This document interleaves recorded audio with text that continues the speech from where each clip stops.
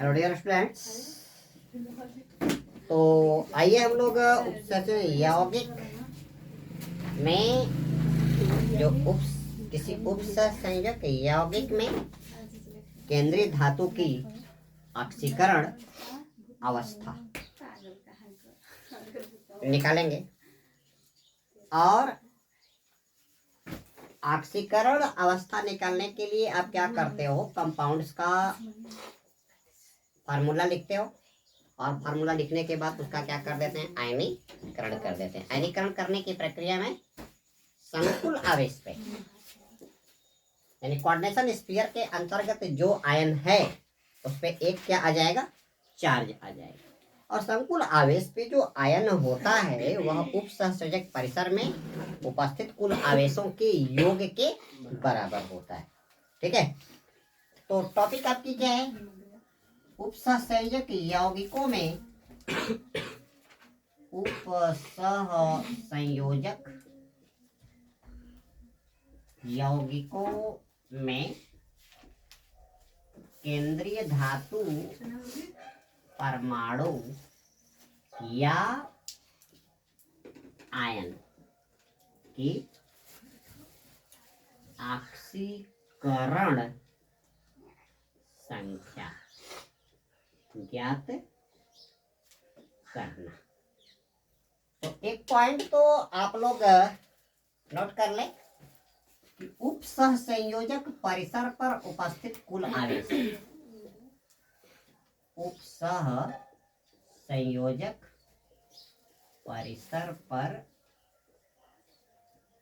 उपस्थित कुल आवेश उपसंयोजक परिसर में उपस्थित उपसंयोजक परिसर में उपस्थित कुल लिगैंडों तथा केंद्रीय धातु की ऑक्सीकरण संख्या के योग के बराबर होता है। तथा केंद्रीय धातु परमाणु की ऑक्सीकरण संख्या के योग के बराबर होता है। संख्या के योग के क्या होता है, बराबर होता है।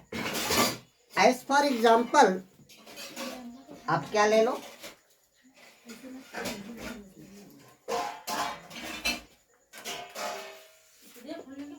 PTEN का और Cl2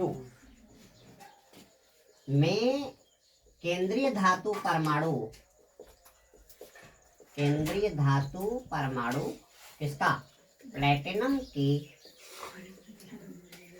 ऑक्सीकरण संख्या आपको क्या करनी है, ज्ञात करनी है। ध्यान दीजिए ये आपका कोऑर्डिनेशन कंपाउंड और इस पे कितना चार्ज, 0 चार्ज, कोई भी चार्ज नहीं दिया, इसलिए ये आपका क्या हो गया, कोऑर्डिनेशन कंपाउंड हो गया।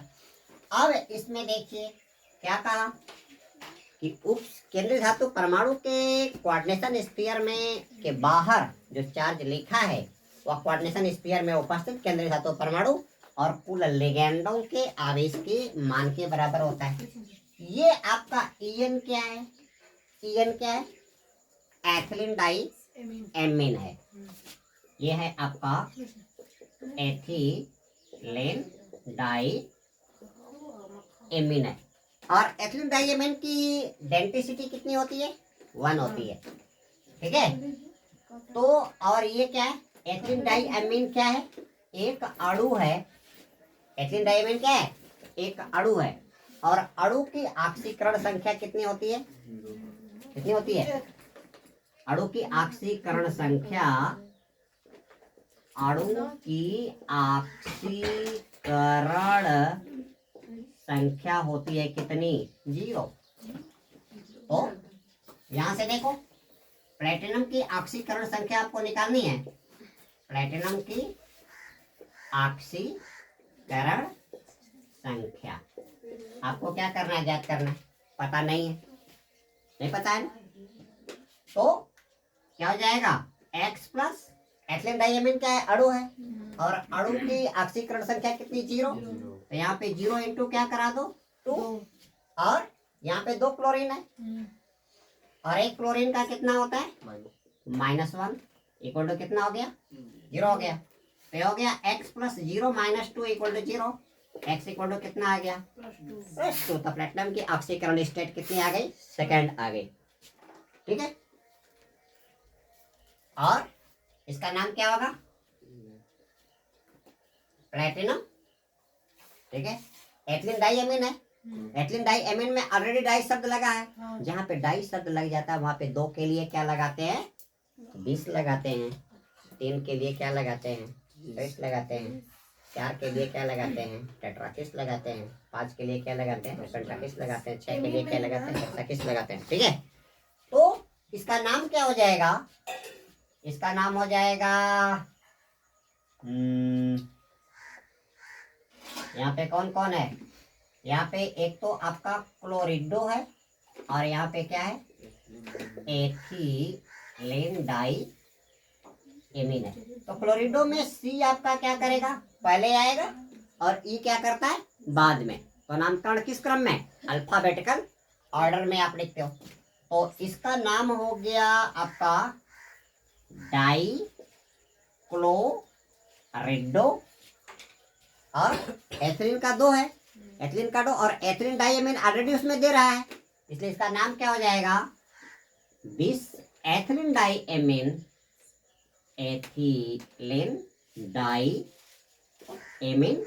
और चार्ज इस पे क्या है, उपसंयोजक परिसर पे 0 है ना, 0 के लिए यहाँ पे इसका नाम क्या हो जाएगा, प्लेटिनम होगा, माइनस रहता तब 8 करते, और यहाँ पे क्या कर दो, इसके ऑक्सीकरण स्टेट, प्लेटिनम की ऑक्सीकरण स्टेट कितनी आ रही है, 2 आ रही है ना, तो यहाँ पे आप क्या करोगे, सेकंड लिख दोगे। एक और मेथड होती है, इवांस मेथड होती है, जिसमें आप क्या करते हो, संख्या लिखते हो, तो उसको अभी हम एडवांस मेथड बाद में बताएंगे। सेकंड एग्जांपल आप ले लो, ये आपका है K4FeCN6, और एक एग्जांपल आप ले लो K3FeCN6। इसमें क्या करना है, दोनों में आपको आयरन की ऑक्सीडेशन स्टेट क्या करनी है, कैलकुलेट करना है। तो ऑक्सीडेशन स्टेट कैलकुलेशन करने के लिए फर्स्ट ऑफ ऑल आप क्या करोगे, उपसंयोजक यौगिक का क्या कराओगे, आयोनाइजेशन करवा दो। तो फर्स्ट स्टेप आपकी क्या होगी, फर्स्ट स्टेप क्या कराओ, आयोनाइज कराओ।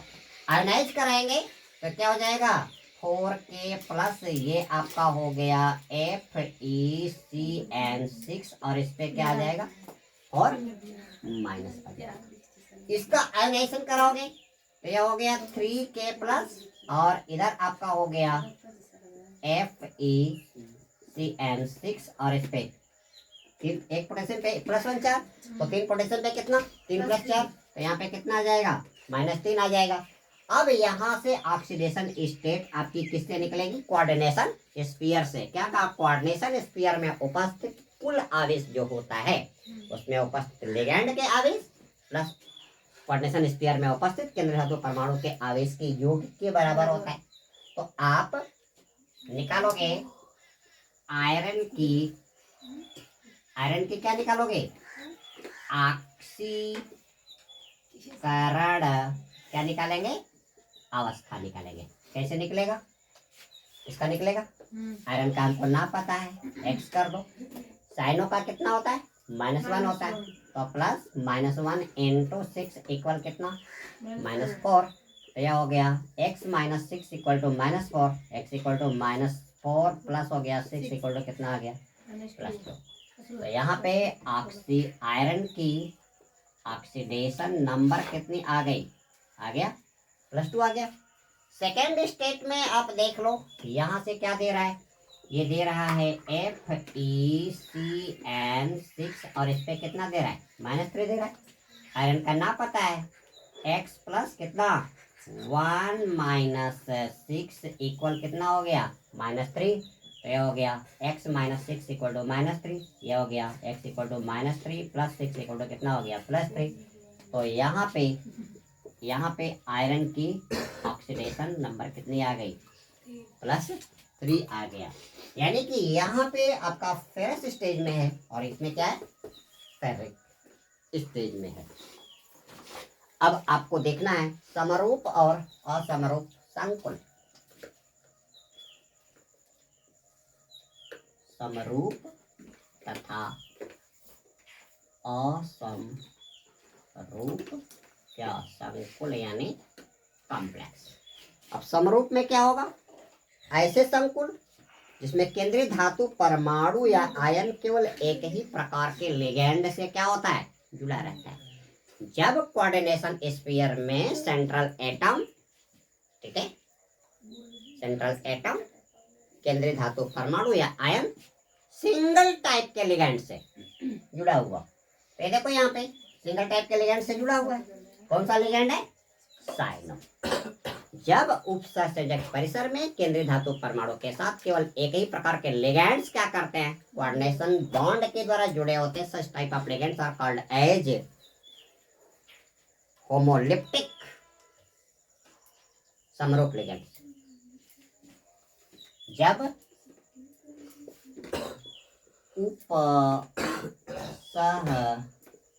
उपसंयोजक परिसर में केंद्रीय धातु परमाणु के साथ केवल एक ही प्रकार के लिगैंड्स कोऑर्डिनेशन बॉन्डिंग के द्वारा क्या रहते हैं जुड़े रहते हैं। तो such types of coordination compound is called as homoleptic complex। और असमरूप क्या होगा, जब कोऑर्डिनेशन स्फीयर के अंदर केंद्रीय धातु परमाणु से अलग अलग प्रकार के है ना जुड़े हों। अब ये देखिए यहाँ पे लिगेंड्स क्या हो गया एथिलीन डायमीन और क्या हो गया क्लोरिडो भी है। तो यहाँ पे लिगेंड्स की टाइप्स क्या हो गई बदल गई ना। और ये आपका क्या आ जाएगा असमरूप। तो असमरूप कॉम्प्लेक्स में आपका आ जाएगा असमरूप संकुल हेट्रोलिप्टिक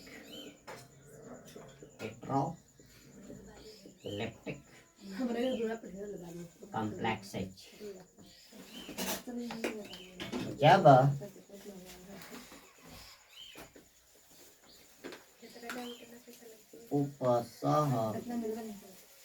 उपसंयोजक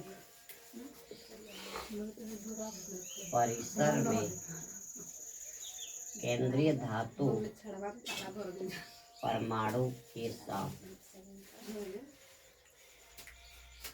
अलग अलग प्रकार के लिगेंड्स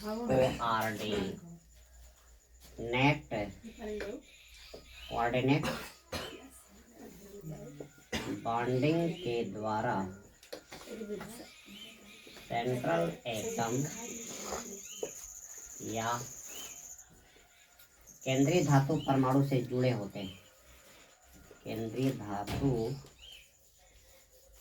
परमाणु या आयन से जुड़े रहते हैं। तो इस तरह का संकुल आपका क्या कहलाता है, तो इस प्रकार का संकुल कहलाता है असमरूप संकुल। और एग्जाम्पल क्या दिया, एग्जाम्पल दिया PTEL का ट्वाइस EL का 2 ये आ गया। और समरूप वाले में आपका क्या आ जाएगा, ये आ गया K4FeCN6। Same types of ligands and different types of ligands. यहाँ से आप लिख सकते हो same types of ligands, here different types of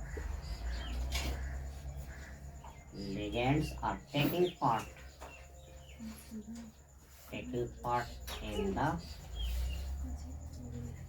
formation of coordinate bonding। तो दोस्तों इस वीडियो लिंक में इतना ही। अगले वीडियो लिंक में मैं आपको एक केंद्रक और बहुल केंद्रक यौगिकों के बारे में, उपसंयोजक बहुफलक के बारे में, यानी कि ये जो लिगैंड्स आपके सेंट्रल परमाणु से जुड़ते हैं ये किस तरह की रचना बनाते हैं, टेट्राहेड्रल बना रहे हैं या स्क्वायर प्लेनर बना रहे हैं या ऑक्टाहेड्रल बना रहे हैं, चतुष्फलकी बना रहे हैं या वर्गाकार बना रहे हैं या अष्टफलकी ये फलक बना रहे हैं। यहाँ पे बहुफलक में क्या उसकी ज्योमेट्रिकल शेप के बारे में चर्चा की जाती है। तो इस वीडियो लिंक में इतना ही। अगले वीडियो लिंक में आप लोगों को इन टॉपिक्स पे चर्चा की जाएगी।